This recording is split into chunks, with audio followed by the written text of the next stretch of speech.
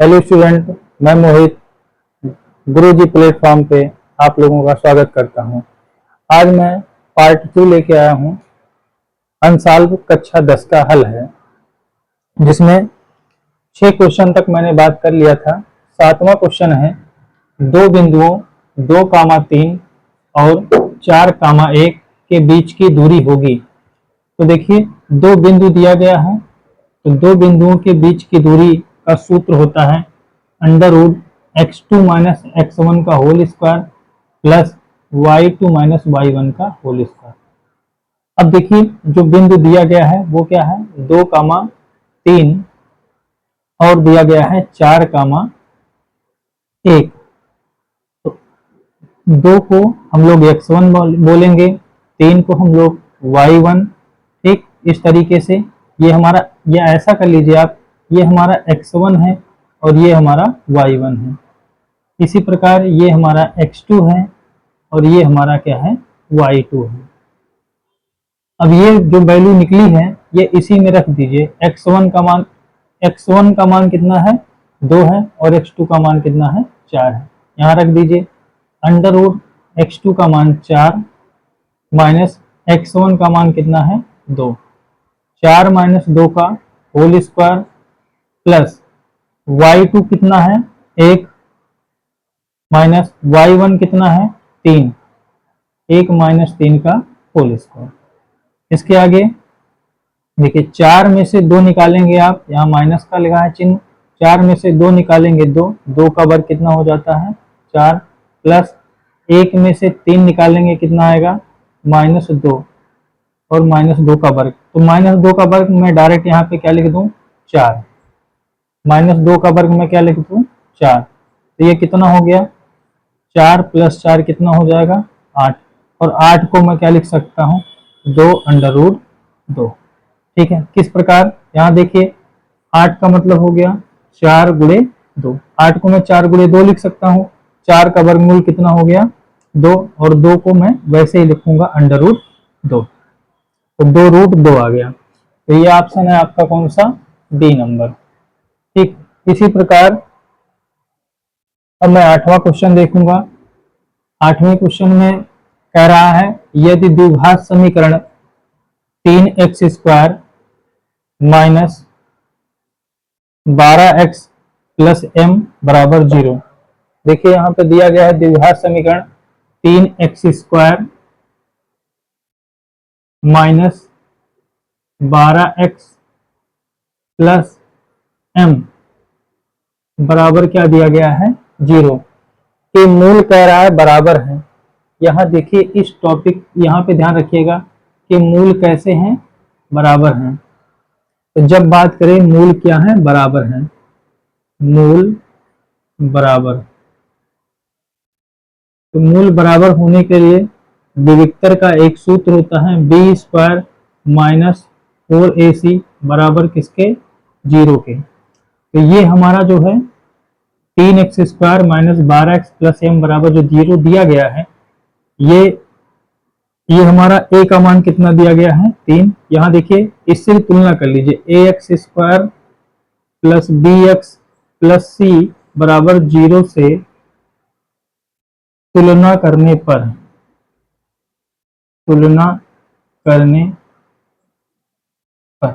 तो a का मान कितना दिया गया है, 3। b का मान कितना दिया गया है, -12। देखिए, b का मान कितना है, -12, और c का मान कितना है, यम है। अब ये मान मैं इसमें रख दूंगा तो हमें यम का मान मिल जाएगा। b का मान कितना है, -12। तो देखिए यहाँ पे -12 का होल स्क्वायर -4 गुणे a का मान कितना है, 3 गुणे c का मान कितना है, यम बराबर कितना हो गया, 0। अब मैं यहाँ लिख दे रहा हूँ, या मैं ऊपर वाला, देखिए ऊपर वाला मैं मिटा दे रहा हूँ। ये तो हमारा केवल क्या है, क्वेश्चन ही है, और ये मूल बराबर है यहाँ तक। तो 12 का वर्ग कितना हो जाएगा, 144। देखिए, माइनस जरूर लगा है, लेकिन पावर क्या है, यानी घात क्या है, सम संख्या है। 144 माइनस 4 3 12m, 12m बराबर क्या है, 0। तो 144 बराबर इधर जाएगा कितना हो जाएगा 12m। तो 144 को 12 से हम लोग क्या करेंगे भाग दे देंगे बराबर किसके m के। ठीक, मैं इसको मिटा दे रहा हूं यहाँ पे b स्क्वायर माइनस 4ac जो लिखा गया है। अब यहाँ से ये काट दीजिए 12 1 के 12 और ये 12 12 बरहिम 144। तो यम बराबर कितना आ गया 12। तो देखिए ये किस ऑप्शन में है यम बराबर 12। ये आपका ऑप्शन नंबर कौन सा है डी है। ठीक, तो इस प्रकार हमारा 8 नंबर सवाल पूरा हुआ। इसके बाद हम 9 नंबर क्वेश्चन देखेंगे। यहाँ पे 9 नंबर में क्या कह रहा है, एक समबाहु त्रिभुज एबीसी की भुजाएं 2a और उसके प्रत्येक शीर्ष लंब की लंबाई होगी। अब देखिए एक समबाहु त्रिभुज, समबाहु त्रिभुज वह त्रिभुज होता है, समबाहु त्रिभुज वह त्रिभुज होता है जिसकी प्रत्येक भुजाएं क्या होती हैं बराबर होती हैं। जैसे इस त्रिभुज का मैं नाम देता हूँ ए बी सी, इसकी प्रत्येक भुजाएं क्या होंगी बराबर होंगी। तो इसमें हमें जानकारी में दिया गया है कि भुजाएं कितनी हैं 2a हैं। तो मतलब यहाँ से अगर मैं लिखना चाहूँ तो यहाँ से यहाँ तक की भुजा कितनी है 2a, यहाँ से यहाँ तक की भुजा कितनी है 2a और यहाँ से यहाँ तक की भुजा कितनी है 2a। क्योंकि समबाहु त्रिभुज है तो समबाहु त्रिभुज में तीनों भुजाएं क्या होती हैं बराबर होती हैं। अब हमसे पूछ रहा है कि उसके प्रत्येक शीर्ष लंब की लंबाई, यानी शीर्ष से सामने वाली भुजा पर डाला गया लंब, शीर्ष से सामने वाली भुजा पर डाला गया लंब ही क्या कहलाता है शीर्ष लंब कहलाता है। और ये शीर्ष लंब जो है वो आधार को 2 बराबर भागों में भी बांटती है। यह समबाहु त्रिभुज का नियम होता है। अब देखिए यहाँ पे, अब इसी चित्र को मैं यहाँ पे बना देता हूँ या यही समझ लीजिए इस ये हमें निकालना है, इसको क्या मान लेते हैं एच। और ये देखिए 90 अंश बन गया हमारा। तो 90 अंश के सामने वाली भुजा क्या कहलाती है कर्ण कहलाती है। और ये हमारा आधार है और ये हमें लंब है, ये हमें निकालना है। तो ये 2 बराबर भागों में बांटेगी, अर्थात ये a हो जाएगा तो ये भी क्या हो जाएगा हमारा a हो जाएगा। पूरा 2a है तो आधा a और ये a हो जाएगा। अब जैसा कि हम पाइथागोरस प्रमेय से पाइथागोरस प्रमेय पाइथागोरस प्रमेय से हम जानते हैं कि कर्ण का वर्ग बराबर होता है लंब का वर्ग। ये पूरा लिख देते हैं, चाहे इसे समझ लीजिए, या इसको कर्ण बराबर अंडर रूट लंब का वर्ग प्लस आधार का वर्ग। ठीक, तो कर्ण हमारा कितना है 2a है। तो 2a ये हमारा क्या है कर्ण है। 2a हमारा क्या हो गया कर्ण। अंडर रूट लंब कितना हमारा h है प्लस आधार, ये इसका स्क्वायर लिख लीजिए, आधार कितना है a है तो इसका स्क्वायर। अंडर रूट इधर आएगा तो हम इसको लिख सकते हैं 4a का स्क्वायर यानी वर्ग हो जाता है एच स्क्वायर प्लस ए स्क्वायर।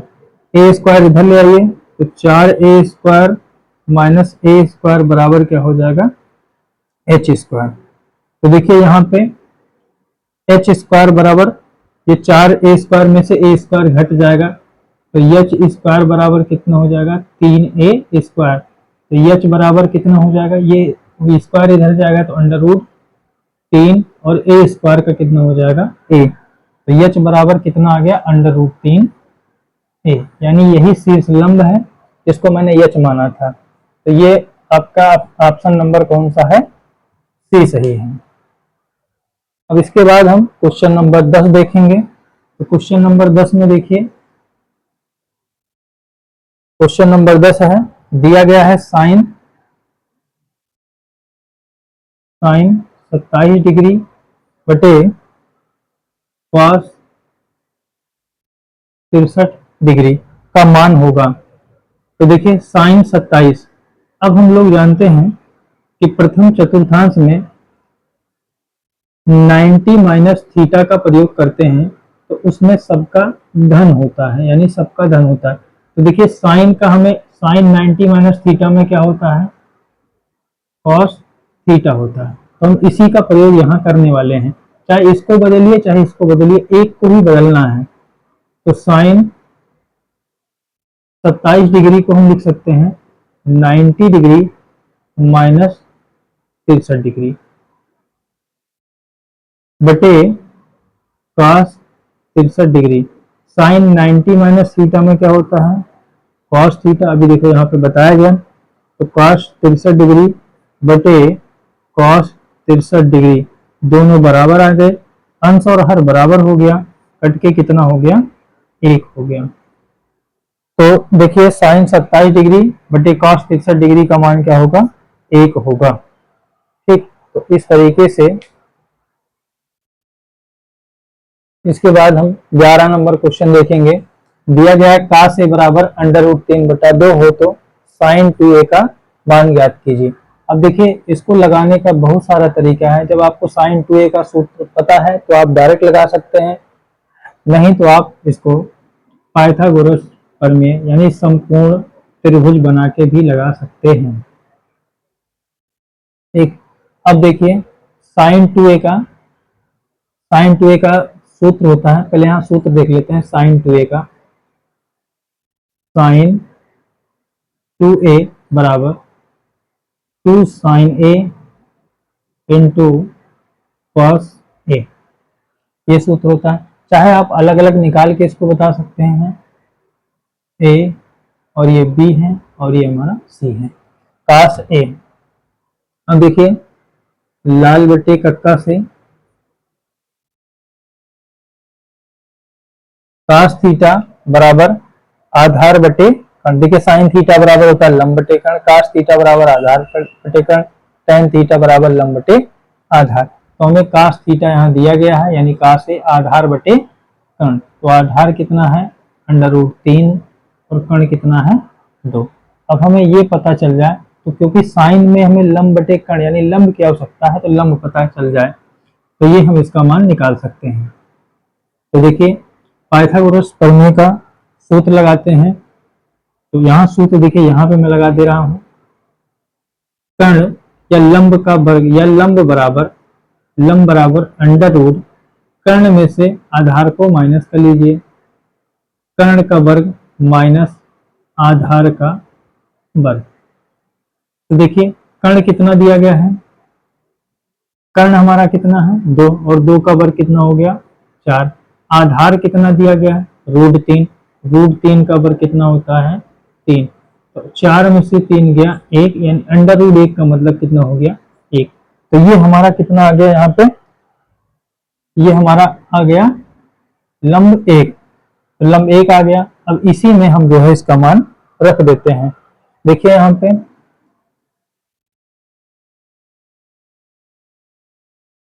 2 गुणे साइन ए। अब साइन ए बराबर क्या होता है लंब बटे कर्ण, लंब कितना है 1, कर्ण कितना है 2, काश ए बराबर आधार बटे कर्ण, आधार कितना है √3 और कर्ण कितना है 2।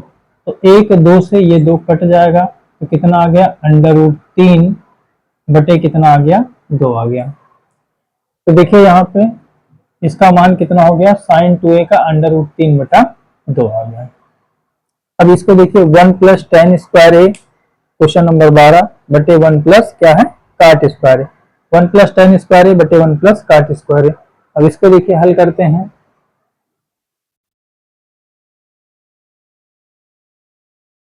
अब इसको लगाने का तरीका है कि हम इसको साइन और कॉस में बदल लें। ठीक, तो यहाँ देखिए 1 + tan स्क्वायर ए, जैसा कि हम जानते हैं कि साइन स्क्वायर ए प्लस कॉस स्क्वायर ए बराबर क्या होता है 1 होता है, 1 तो ये होता है। और tan को हम लिख सकते हैं साइन स्क्वायर ए बटे कॉस स्क्वायर ए, इसके ये किसके बराबर होता है tan स्क्वायर ए के। इसी का उल्टा कर दें अगर, देखिए cos ऊपर कर दें यानी कॉस स्क्वायर ए बटे साइन स्क्वायर ए ये किसके बराबर होता है, कॉट स्क्वायर ए के। तो यहाँ सब कुछ पता है, रख दीजिए यहाँ पे 1 प्लस tan स्क्वायर ए, तो tan को हम लिख सकते हैं साइन स्क्वायर ए बटे कॉस स्क्वायर ए, और यहाँ पे 1 प्लस कॉट स्क्वायर को लिख सकते हैं कॉस स्क्वायर ए बटे साइन स्क्वायर ए। इसके बटे कुछ नहीं, यहाँ पे 1 कर दीजिए और यहाँ भी क्या कर दीजिए, 1 कर दीजिए। अब देखिए यहाँ पे कॉस स्क्वायर ए के कॉस स्क्वायर ए प्लस साइन स्क्वायर ए के साइन स्क्वायर ए, और पूरे के बटे क्या हो जाएगा, कॉस स्क्वायर ए। फिर यहाँ भी जैसे ऊपर के वैसे यहाँ भी कर लीजिए, साइन स्क्वायर ए प्लस कॉस स्क्वायर ए बटे साइन स्क्वायर ए। ठीक, अब देखिए इसकी वैल्यू क्या होती है, ये ऊपर वाला मिटा दे रहे हैं, साइन स्क्वायर ए प्लस कॉस स्क्वायर ए की वैल्यू क्या होगी 1 बटे क्या हो गया कॉस स्क्वायर ए। फिर यहाँ भी इसकी वैल्यू देखिए मैंने यहाँ लिखा भी है, इसकी वैल्यू क्या होगी 1 बटे साइन स्क्वायर ए। ठीक, अब देखिए यहाँ पे अब ये साइन स्क्वायर जो एकदम नीचे है वो कहाँ चला जाएगा, सबसे ऊपर, यानी साइन स्क्वायर ए, और यहाँ क्या है कॉस स्क्वायर ए बराबर क्या होता है, यहाँ देखिए मैंने लिखा है साइन स्क्वायर ए बटे कॉस स्क्वायर ए बराबर क्या हो गया tan स्क्वायर ए। तो इसमें कौन सा सही है, ऑप्शन नंबर डी सही है। ठीक, अगर आपको वीडियो पसंद है तो like share comment and subscribe कीजिए।